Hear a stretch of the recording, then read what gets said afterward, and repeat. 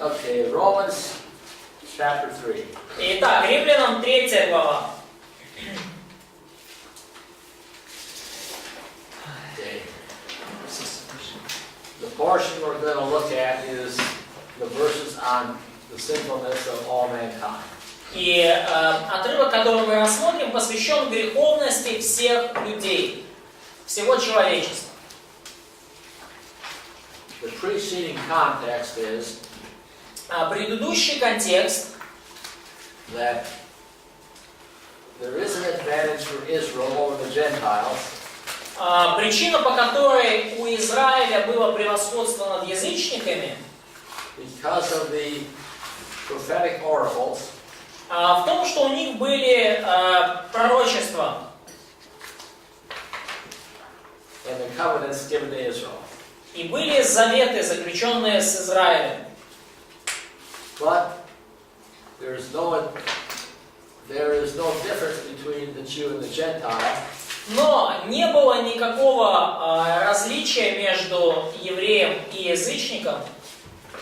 Nor are the Jews better than the Gentiles. В том, чтобы евреи были как-то лучше, менее испорчены, чем язычники. Because we all have sin. Потому что мы все под грехом. Мы все, у нас всех есть грех. Okay.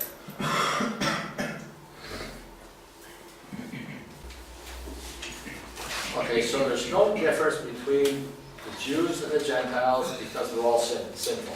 Итак, нету различия между иудеем и язычником, потому что мы все грешники, мы все под грехом.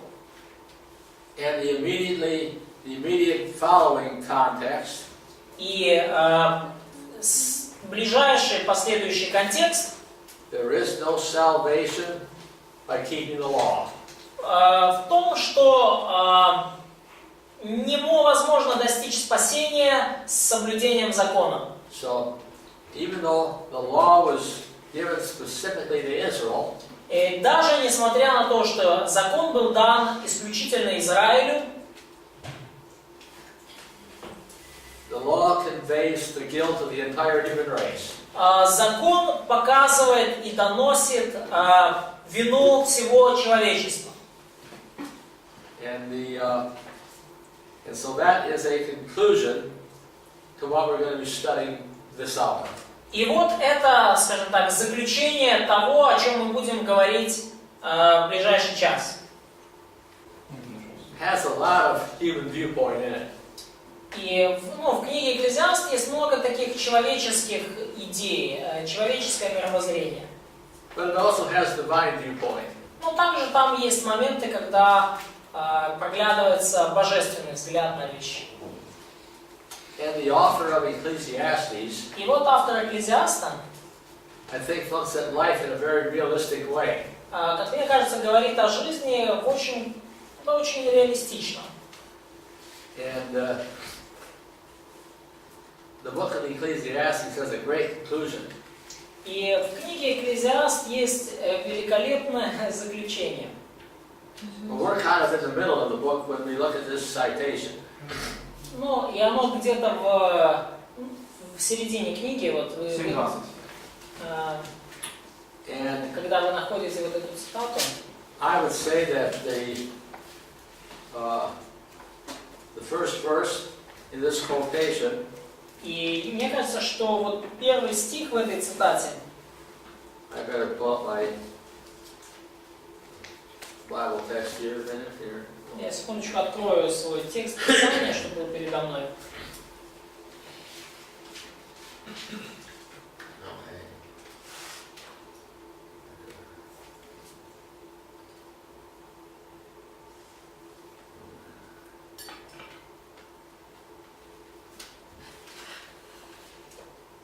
Okay. There is none righteous, no, not one. 7:20, yes? Ecclesiastes 7:20. Нету праведного человека на земле, нет ни одного. And that really serves as the topic verse for what follows. И вот это,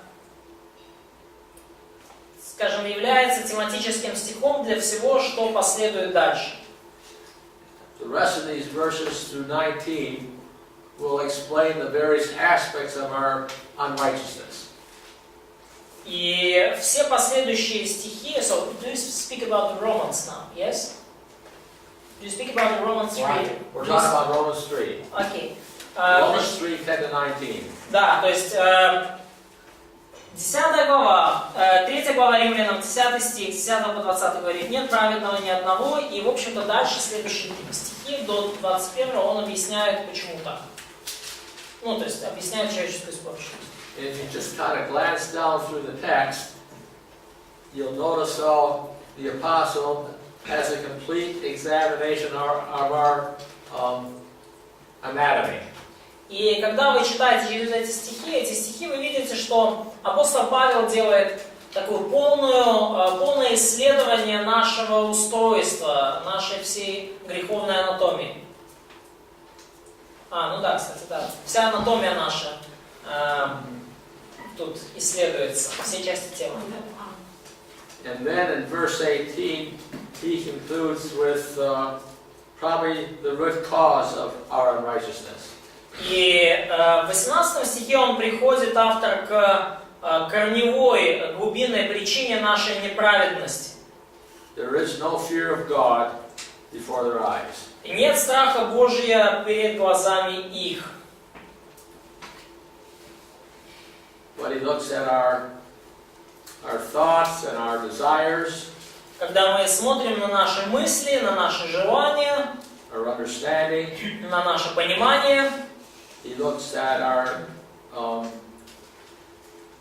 throat and tongues and lips, our vocal system. он смотрит на наш гортань, язык, губы, уста, все, чем мы говорим. He looks at our feet. Он смотрит на наши ноги. And that concludes with the fact that there is no fear of God before them. И он заключает, что нету страха Божия перед глазами их. So he'll look at the various aspects of our unrighteousness. И он таким образом смотрит на различные аспекты нашей неправедности. Now, Ecclesiastes 7:20 И в Экклезиаст 7:20 is kind of in the context of some wisdom. уже в контексте книги мудрости. Let's turn there for a minute just so you can see it for yourselves in the scripture. Давайте откройте, пожалуйста, сами Экклезиаст 7:20, чтобы вы могли это увидеть в Писании. Should someone read? Экклезиаст 7:20.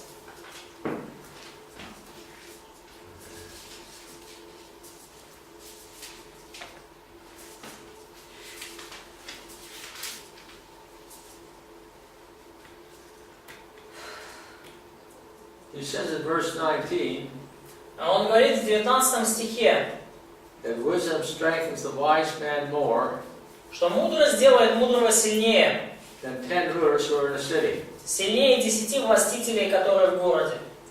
And in various spots in the book, И в различных разделах, участках книги wisdom is stronger than political power, мудрость показывается как нечто, что сильнее политической власти. wisdom is even stronger than military power. Мудрость сильнее даже военной мощи. And one thing about wisdom is that И еще кое-что насчет мудрости. wisdom realizes that there is not a righteous man on earth, Мудрость осознает, что нет человека праведного на земле. and he defines a righteous man as И невозможно найти такого человека праведного, one who continually does good and who never sins. который постоянно делал бы добро и не грешил бы. So that is the starting point for the Apostle Paul. Это начальная точка для апостола Павла. It's a pretty good indictment on the whole human race. И это довольно неплохой диагноз для всей человеческой расы. Then as the apostle proceeds, we will look at the various aspects of our unrighteousness. И это вот предшествует тому, как, ну, то есть и апостол, вот послание к римлянам, он раскрывает уже различные аспекты нашей неправедности. Okay. Now, in these verses, И в этих стихах he's just quoting certain portions from a number of Old Testament references. он просто цитирует небольшие отрывки из различных ветхозаветных писаний. Some will come from the Psalms, И некоторые из вот этих стихов, там вот с 10 по 20, они происходят из псалмов, Isaiah, некоторые из Исаии, Proverbs. некоторые из притч.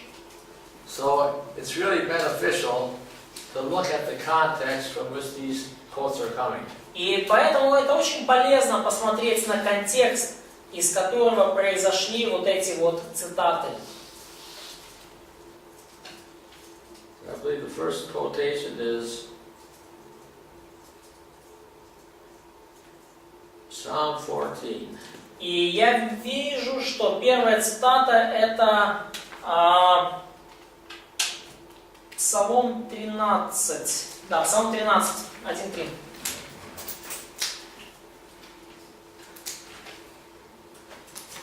Okay.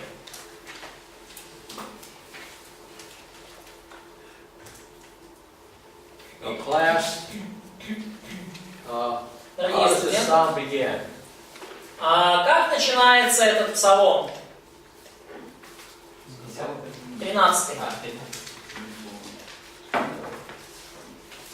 Сказал безумие сердце, что нет Бога. The fool has said in his heart, there is no God.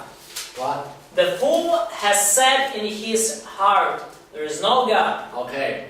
So it's talking about a fool. Does a fool mean a stupid person? Говорится вот, ну, о безумце. Значит ли безумец, да, и дурак, что ну, вообще он, ну, с головой у него не в порядке, с мозгов нет. Не, голова на месте. So, probably he could be smart. So, his head is in his shoulders, as that's the way we put it in Russian. So, he probably have some intellect. Yeah. Look, intellectually, a fool may be a very intelligent person. Да, в плане своего умственного развития вот такой безумец может быть вполне интеллектуально развитым человеком. But in the moral sense, Но в моральном плане he's foolish. он безумец, дурень. He may either philosophically believe there's no God, Он может верить в то, что нету Бога из-за какой-то философии, or he may in a very practical sense live like there is no God. то есть он может как бы философски придерживаться такого убеждения, что нету Бога, или просто всем своим образом жизни показывать практически, что, то есть чихать ему на Бога, нет Бога. You know, like Jesus said to the rich man in Luke, Как Иисус сказал богатому человеку в Евангелии от Луки, who built all his barns for himself, который построил себе все эти зернохранилища. you fool, Безумец! tonight your soul will be required of you. Сегодня душа твоя забрана будет от тебя. Now I suspect that man in that story was a good businessman. Но и я подозреваю, что этот человек в Евангелии от Луки был толковым бизнесменом. He knew how to make money anyway. Он неплохо знал, как зарабатывать деньги, да? And he was thinking of the future. И он вообще думал даже о будущем. But he was living like there was never going to be a day of reckoning. Но он жил так, словно никогда не будет в будущем дня отчета. So a fool could be a very intelligent and a very successful person. И поэтому вот такой безумец может быть вполне умным и успешный человек. But he's either a philosophical or a practical atheist or maybe both. Но каким бы он ни был атеистом, чисто по философским убеждениям, или просто такой практический атеист, или и то, и другое вместе, Romans, псалмист, was down to verse 2. ну вот в псалме, вот давайте прочитаем стих 2.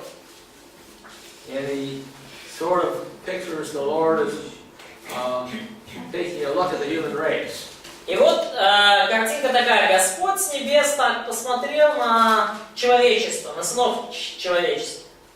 To see if there's anybody who has any spiritual understanding. Чтобы увидеть, есть ли хоть у кого-то духовное разумение, богоискание, Who seeks after God. кто ищет Бога. So he's looking for somebody who's an exception to the fool. Ну, он ищет кого-то, кто не был бы таким безумцем, кто был бы исключением. But according to verse 3, Но согласно 3 стиху, the Lord does not find an exception. Бог не нашел таковых исключений. They've all turned aside.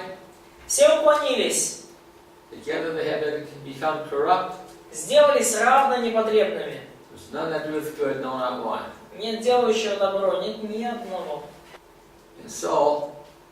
And look how verse 12 of Romans ends. И посмотрите, пожалуйста, как заканчивается стих 12 3 главы Римлянам. There's not even one. Нет ни одного.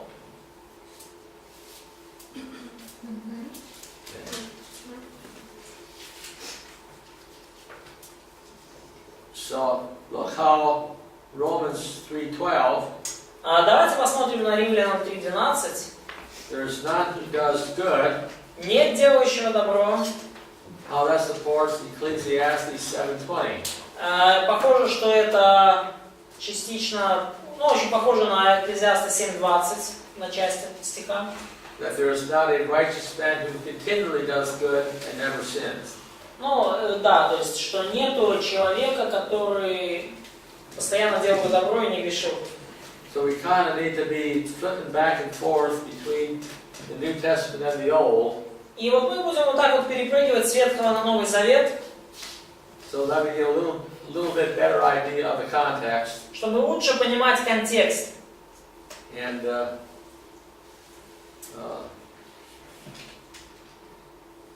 we'll follow that procedure as we go through the rest of these. So, И мы будем следовать такому образцу, пока не дойдем до конца. but the two main ideas in verses 11 and 12 Но две главные идеи в стихах 11 и 12. people do not have spiritual understanding. У людей нету духовного разумения, духовного понимания. And that includes people that are born very intelligent И это включает очень умных людей and people that are born not very intelligent. ну и тех людей, которые от природы не слишком умны. But it's not addressing human intelligence. Но здесь не идет речи о человеческом разуме, о человеческом интеллекте. You know, the scribes of Jesus' day Книжники времен Иисуса understood that Jesus would be born in Bethlehem. понимали, что Иисус родится в Вифлееме. But chances are likely they never had a relationship with Christ. Но весьма вероятно, что и высоки шансы этого, что у них никогда не было взаимоотношений с Христом лично. People were looking for the coming of the Messiah, Люди искали прихода Мессии, ждали прихода Мессии. but not one who was going to die for their sins. Но не того, который умрет за их грехи. They were looking for a Messiah who would save them from Rome. Они ждали Мессию, который освободит их от римлян. And when Jesus didn't go in that direction, И когда Иисус не пошел в этом направлении, They rejected him. Они отвергли его. You know, there's a school of theology that's called Arminianism. И вы знаете, есть такая богословская школа, называется арменианство. Арменианство. And that school of theology И эта школа богословия teaches that people can choose to see God. Система богословия, которая говорит о том, что люди могут решить выбрать то, чтобы искать Бога. In that respect, I have to agree with Calvinistic theology. Calvinistic Да, theology. и вот в этом, когда речь заходит об этом вопросе, то я скорее соглашусь с кальвинистским богословием. Man, in his sinful nature, Человек по своей греховной природе, has no understanding of God, он не имеет разумения и понимания Бога. and has no interest in knowing God. И не имеет никакого интереса к тому, чтобы познать Бога. God must seek us. Бог ищет нас, Богу нужно искать нас. Okay. Going down to the verse 13. Стих 13. Для них открытая могила, из их языков сходит ложь, у них на губах яд гадюки. Okay. This comes from two more Psalms. И эта цитата уже аж из двух псалмов. Let's look at Psalm 5:9. Откроем Псалом 5:10. The psalmist here is talking about the ways of the wicked. И Псалом сам по себе говорит о путях нечестивых. In verse 4 of Psalm 5, В стихе 4 5 стиха, в стихе 4, точнее в стихе 5 5 псалма, Псалом 5:5, he takes note of the fact that, or he affirms the fact that God does not take pleasure in wickedness. он подтверждает, псалмопевец, факт, что Бог не любит беззаконие. So in verse 7, И в стихе 7 the psalmist begins to focus on the loving kindness of the Lord. псалмопевец начинает фокусироваться на любящей доброте Бога. And he is seeking, in verse 8, he's seeking the Lord for guidance and leadership in life. Он начинает фокусироваться на множестве милости Его. И в 9 стихе он просит водительства Божьего. «Путеводи меня в правде Твоей». Because the psalmist realizes that he cannot rely upon the leadership or the words of people. Потому что псалмопевец понимает, что он не может надеяться на руководство или на слова людей. He says in verse 9, И вот он говорит в стихе 9. there is nothing reliable in what they say. Фактически суть: ничего нету, нет в устах их истины. То есть буквально нет ничего надежного в том, о чем они говорят. Their inward part is destruction. Сердце их пагуба. Their throat is an open grave. Гортань их открытый гроб. They flatter with their tongue. И языком своим они льстят. In other words, the wicked are out to get me, and they do it with their speech. Иными словами, вокруг меня столпились вот эти нечестивые, которые они хотят меня, скажем так, увлечь, и они это делают своей речью, словом своих уст. You know, you don't have to watch much news Вам не стоит сильно много смотреть новостей. to see how people are out to get one another. Не надо вам сильно много смотреть новостей, чтобы увидеть, что как люди пытаются увлечь и повлиять друг на друга. You know, it's in the political realm. И это все происходит вот в политических баталиях. It's in the academic realm. И все это происходит в среди, ну, в академической среде, в политической среде, в академической среде. You see it in the religious realm. И это даже происходит в религиозной среде. And so we constantly have to be looking to the Lord for the direction in which we need to go. И постоянно нам нужно обращаться к Господу за направлением, куда нам идти. The word of man has to be judged by the word of God. Слово человеческое должно быть судимо Словом Божьим. Okay, Хорошо. let's see what comes next. Что там следующее?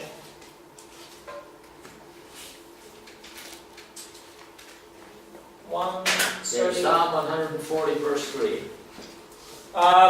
Псалом 139, стих 4. Давайте дальше откроем. 139 Псалом, 4 стих. Это вот как раз про эти змею. 139, 4.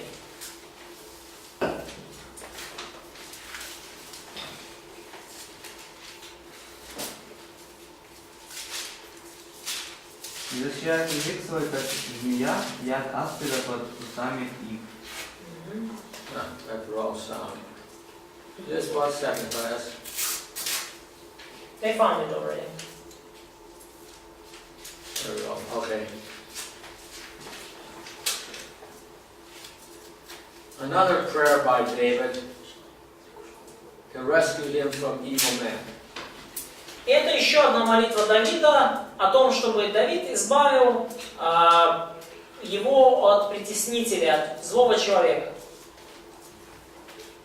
So in verse 1, И так, в стихе 1, he petitions the Lord to preserve him from evil men. в стихе 2 Давид молится: «Избавь меня, Господи, от человека злого».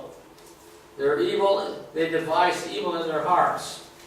Они злое, 3 стих, мыслят в своем сердце. They continually stir up wars. Всякий день ополчаются на брань. We're familiar with mob action. Mob action. И мы все знакомы с тем, как поступает толпа. Or revolutions. Или как вообще происходят революции. We probably remember very well the Arab Spring. Вы, может быть, помните, как начиналась арабская весна? Арабская весна. Что, не помнишь арабскую весну? The people like to stir up the crowds with their words. Люди ополчаются на брань. And kind of set groups at war against each other. То есть люди собираются группами и начинают воевать друг с другом. Okay, and so the psalmist compares the tongue of man to a poisonous snake. И псалмопевец сравнивает язык этих людей с ядом змей. Okay, a poisonous snake is always looking for the opportunity to strike. Всегда змеиный яд, он нацелен на жертву, которая, на уничтожение жертвы. And when a poisonous snake bites, it's the bite of death. И укус змеи, укус ядовитой змеи, это смертельный укус.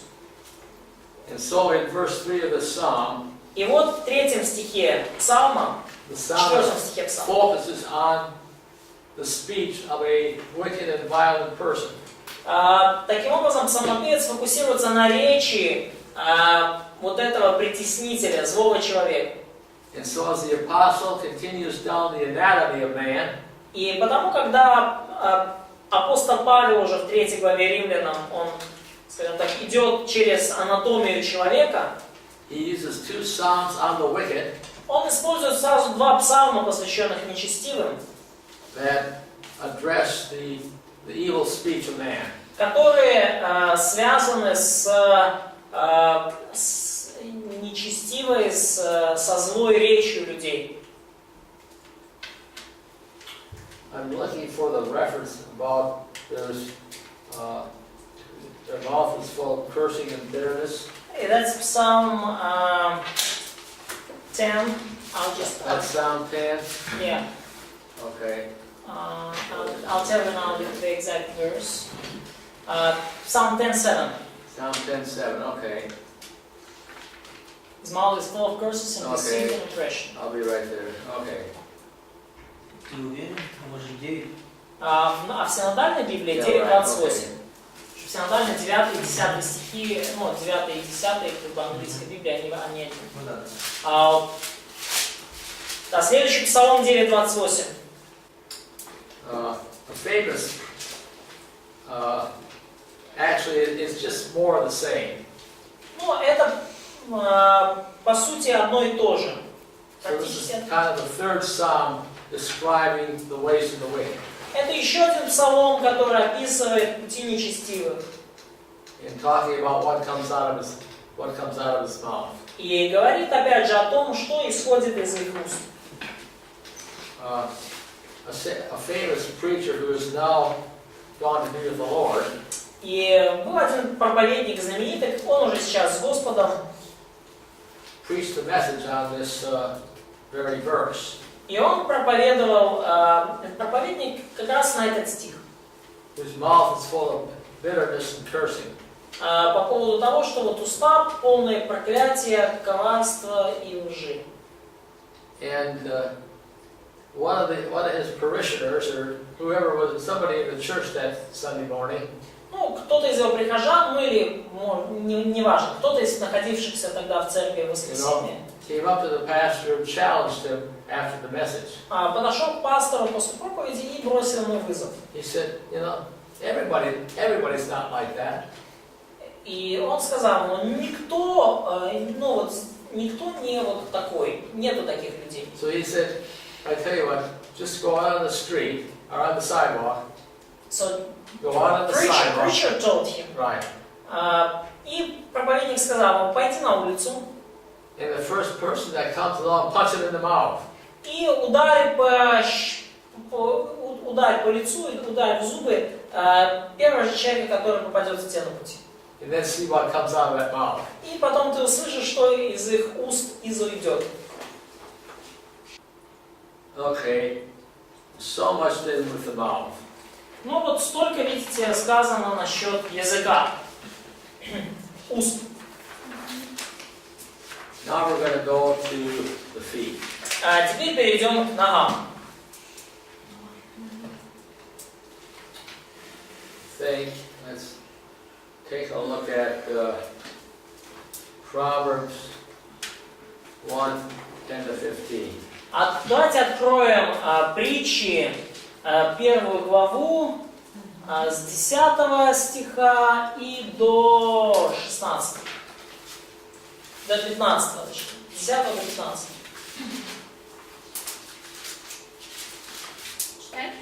So, should they read Proverbs 1:10-15? Oh, we don't really have.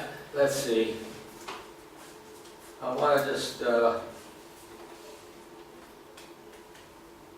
The quote that we're looking at comes from verse 16. Ну, вообще цитата, которая нас интересует, она из стиха 16 первой главы притч. Well, if somebody wants to read verses 10-15, that'll give them a good idea of the context. Но если кто-то прочитает сейчас вслух с 10 по 15 стих, вы намного лучше поймете контекст. Кто читает? Мій сину, як тішники будуть тебе намовляти, то з ними не змучуйся ти. Якщо скажуть вони, ходи з нами, чатуємо на кров, без причини засядьмо на неповинного. Живих попоктаємо ми їх, як шеол, та здорових, як ти, які сходять до гробу. Ми знайдемо всіляке багатство цінне, переповнимо здобичі наші хати. Жеребок свій ти кинеш із нами, буде сахва одна для всіх нас. Сину мій, не ходити дорогою з ними. Спини ногу свою від їхньої стежки. Побіжать їхні ноги на зло, і поспішають, щоб кров проривати.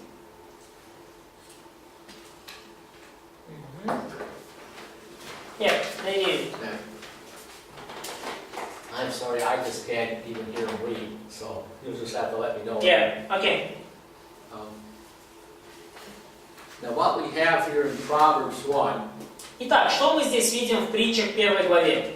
and this is very important when you become fathers. И все это очень важно станет, когда вы станете отцами, ну и родителями.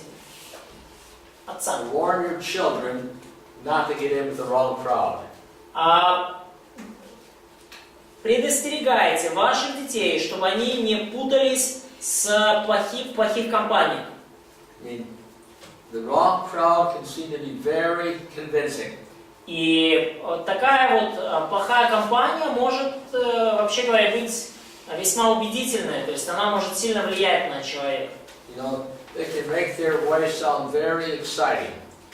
И они могут свои поступки подавать таким образом, что это будет привлекать, что это будет взбудораживать. And make it sound like you might be able to get a lot for nothing.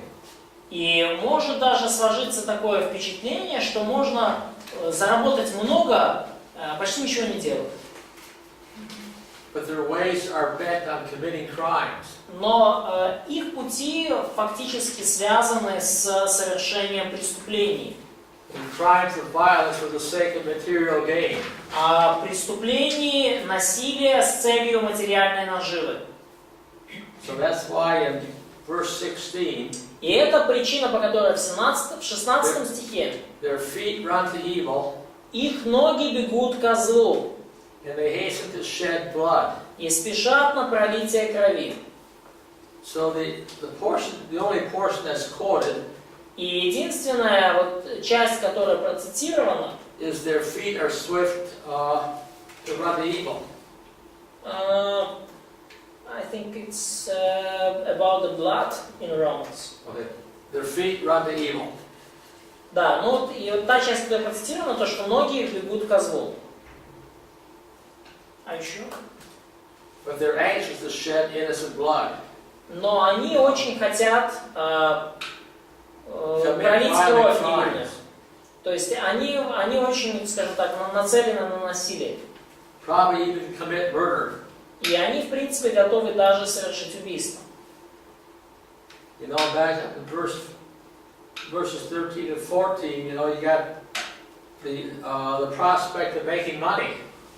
И в стихах с 13 по 14 мы видим, что у них есть ожидание, что они сделают таким образом много денег. You know, why go out and work for a living when you can plunder it? Зачем нужно идти на работу и зарабатывать деньги, если можно их просто отобрать? So anyway, that's the context then for this brief quote in Romans chapter 3. Ну вот это вот контекст римлянам, вот этой цитаты из Римлянам 3 главы. So the apostle has gone from sins of the tongue. И вот таким образом процитировал апостол Павел насчет языков, насчет грехов языка, речи. To sins of violent activity. И далее он цитирует то, что касается грехов насилия, насильственных действий.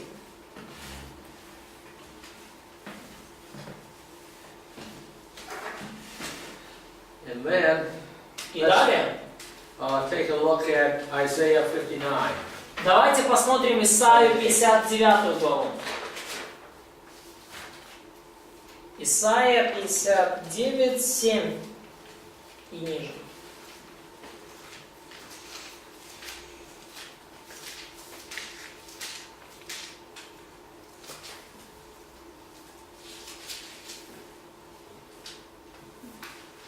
Їхні ноги біжать на лихе і спішать проливати невинну кров. Їхні думки ведуть в кривду. Руїна й погибель на їхніх дорогах. Here Isaiah is preaching to Israel. И здесь Исаия уже проповедует Израилю. And again, remember, Isaiah preached in a day of great wickedness. И, как мы помним, Исаия проповедует во дни великого развращения. Now, even though his ministry extended probably a number of decades, И даже несмотря на то, что его служение продлилось несколько десятилетий, you know, it began in the final year of Uzziah, начал свое служение в конце царствования Озии, then continued into the years of Jotham, и потом он застал дни царя Иоаннафана, and then remember that wicked king Ahaz, царя Ахаза также пережил, who refused to ask God for a sign in unbelief. который отказался ожидать от Бога знамения и вообще был, жил в неверии. Now, Hezekiah was a pretty good king, relatively speaking. Ну, царь Езекия был, вообще говоря, вполне, относительно хорошим царем. But I think Hezekiah was a good king in the midst of some pretty wicked people. Но Езекия был хорошим царем, который царствовал очень нечестивыми и хороший царь среди нечестивых людей, среди нечестивого народа. Isaiah ministered during the days of the Assyrian invasion. И Исаия служил как раз во время ассирийского нашествия. And he ministered for at least 4 decades. И таким образом он служил практически около 40 лет. And if you look at chapter 6 that we did yesterday, И если вы увидите 6 главу, как мы это сделали вчера, Isaiah was sent to a very hardened and sinful people. Исаия был послан к очень ожесточенным и греховным людям. So here is part of Isaiah's message to that sinful nation. И вот часть послания Исаии к этой греховной нации.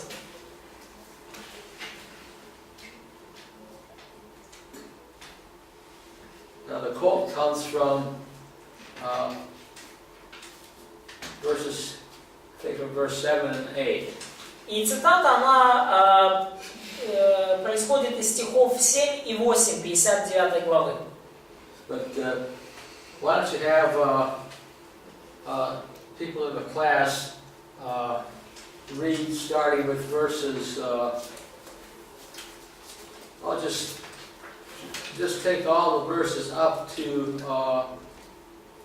verse 7 and just From 1 to one at a time.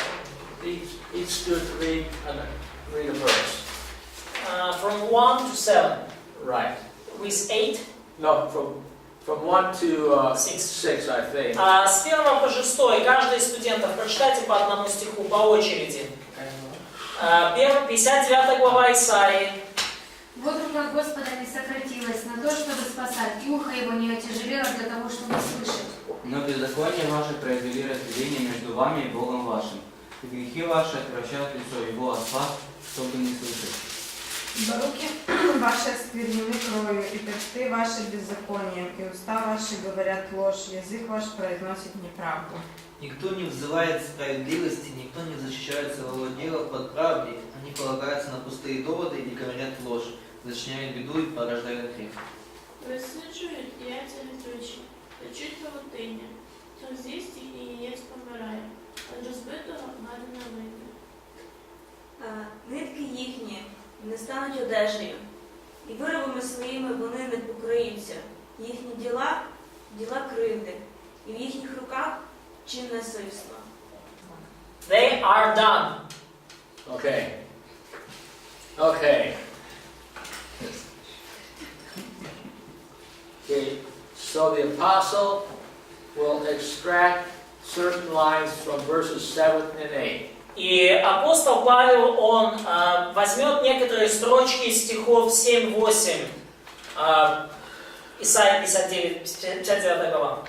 So the apostle's quote is somewhat abbreviated.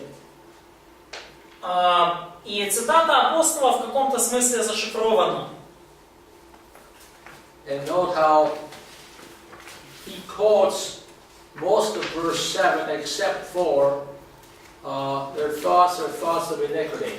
И обратите внимание, каким образом, то есть его цитата урезана, и посмотрите, что он цитирует из 7 стиха все практически строчки, кроме того, что мысли их мысли нечестивые. То есть вы посмотрите, да, 7 стих Исаии сравните, и 16, 17 или 15, 16, 17 в Римлянам. И вы видите, что вот мысли их мысли нечестивые он не цитирует из 7 стиха. Okay. So why don't he? No, okay. Okay. Can you tell about the omission? Yeah, I've told them about the mission. Not that that's not important, but it doesn't fit the purpose of the apostles' quote. Он пропускает эти слова не потому, что они не важны, а потому что они не связаны с целью, с которой апостол цитирует эти стихи. Because he's focusing on overt actions. Потому что в данный момент апостол фокусируется на действиях, которые проявляются внешне, то есть на зримых действиях. And then he concludes with the first line of verse 8. И он дальше завершает это в 17 стихе Римлянам, он цитирует первую строчку 8 стиха Исаии. Пути мира они не знают, или они не знают пути мира. They do not know the way of peace, and just simply they can't get along with anybody. They can't get along with anybody. Да, то есть они не знают пути мира, они не могут ни с кем рядом находиться, они не могут ни с кем сотрудничать, там, дружить и так далее. They're just perpetual troublemakers. А эти люди постоянный источник неприятностей. Okay. Back to Romans. Возвращаемся к Римлянам. And then the concluding verse 18. И заключительный стих 18. This comes from Psalm 36. Цитирует Псалом 35. So, flip over to Psalm 36. А тут, пожалуйста, 35-й Псалом, там, 2 стих будет.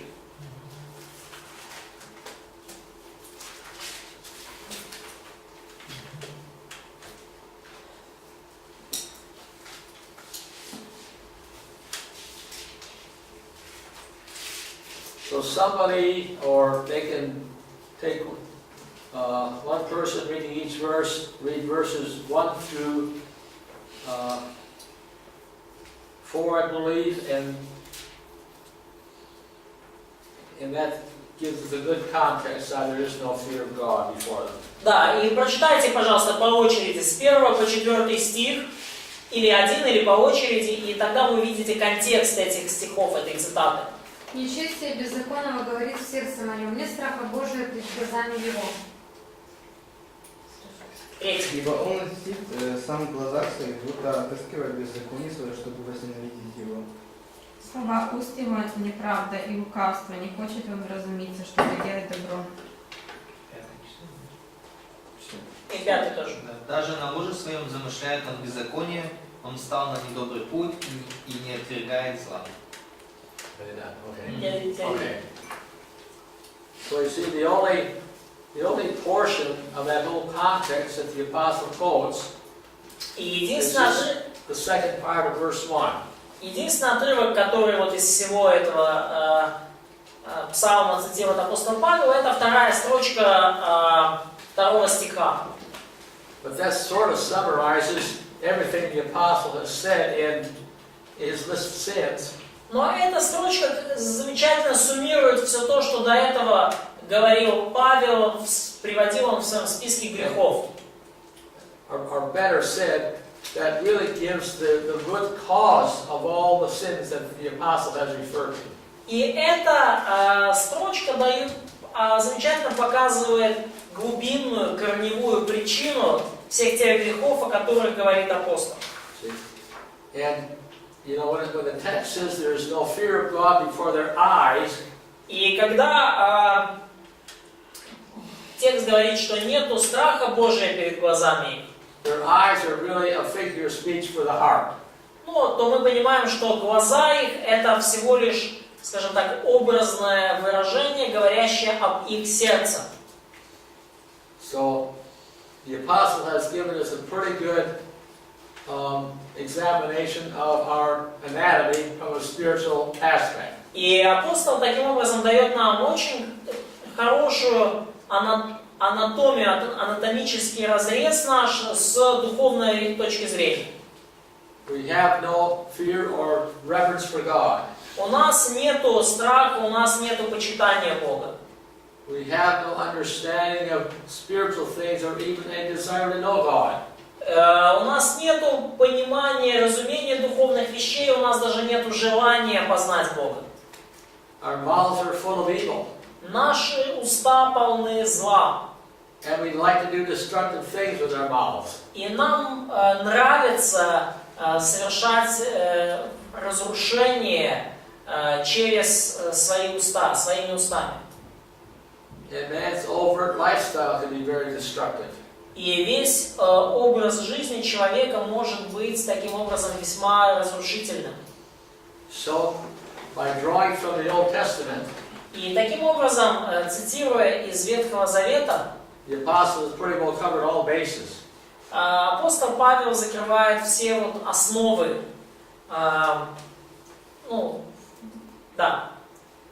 приводит все основания. Okay. So now in verse 19, И вот в стихе 19, when the apostle makes reference to the law, когда апостол делает отсылку к закону, I think he's going beyond just the what we know to be the Ten Commandments. и я думаю, что он идет дальше от того, что мы называем 10 заповедями. I think he's referring to a much broader context in the Old Testament. И я думаю, что он говорит о куда более широком контексте Ветхого Завета. In fact, he hasn't made one quote from what we know as the law itself. И вообще говоря, он не делает ни одной цитаты из того, что мы называем законом самим по себе. So he's quoted from Ecclesiastes, Он цитирует из Экклезиаста, several times from the Psalms, цитирует несколько раз из Псалмов, from Isaiah. из Исаии цитирует. And so when he refers to the law of God, И когда он упоминает закон Божий, he's probably referring to the Old Testament scriptures. он говорит, скорее всего, обо всех писаниях Ветхого Завета. And so, therefore, it's a no-brainer to say, by the works of the law shall no one be justified in his sight. И таким образом он заключает, что делами закона не оправдается пред ним никакая плоть.